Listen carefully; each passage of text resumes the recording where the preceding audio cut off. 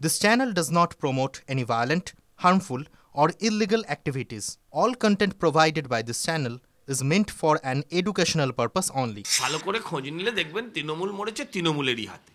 গত পঞ্চায়েত নির্বাচনে সবচেয়ে বেশি রাজনৈতিক খুন হয়েছে, রাজনৈতিক কর্মী খুন হয়েছে তৃণমূলের, এবং সবকটাই তৃণমূলের হাতে। বিজেপি তৃণমূলকে খুন করছে একথা বলা উচিত নয়, তাহলে তৃণমূল কর্মীদের মধ্যে ডিমোরালাইজেশন আসবে এবং বিজেপির কর্মীরা মনে করবে যে আমরাও প্রতিরোধ করতে পারি। তখন ছোট লেদ মেশিনের ছিল কারখানাটা, আর এখন সেটা পুরো ইন্ডাস্ট্রি হয়ে গেছে, হাব তৈরি হয়ে গেছে, জঙ্গি হাব। তো এই সরকার বিভিন্ন ধরনের প্রকল্প করেছে না, দুয়ারে রেশন, দুয়ারে সরকার, এটা হচ্ছে দুয়ারে জঙ্গি প্রকল্প। পশ্চিমবঙ্গের আগামী দিনের পরিস্থিতি মিলিয়ে দেখে নেবেন, যদি এই সরকারকে উৎখাত না করা যায়, কারণ এই সরকারের ঘুম ভাঙানো যাবে না, তাহলে পশ্চিমবঙ্গটা আগামী দিন সিরিয়ার থেকে খারাপ অবস্থায় যাবে। পুরুষ মহিলা সমান অধিকার করবেন আর জঙ্গি শুধু পুরুষ হবে, এটা হয় নাকি?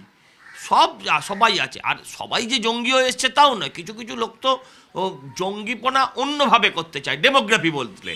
তো সেই ডেমোগ্রাফি বদলাতে গেলে পুরুষের সঙ্গে তো নারীকে সঙ্গে আনতেই হবে, অতএব পুরুষ নারী সমান তালে আছে। সারা ভারতবর্ষের বিভিন্ন জায়গা থেকে পুলিশ এসে এই রাজ্য থেকে গ্রেপ্তার করছে।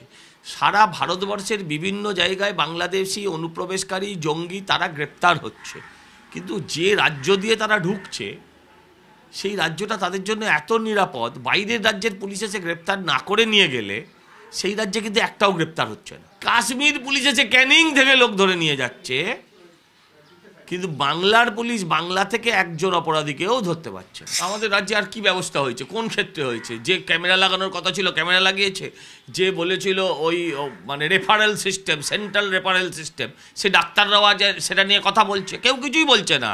আচ্ছা, বলেছিল যে কবে নির্বাচন করতে হবে, নির্বাচন হবে শিগগিরই, সেগুলো হয়েছে? কোনোটাই হয়নি।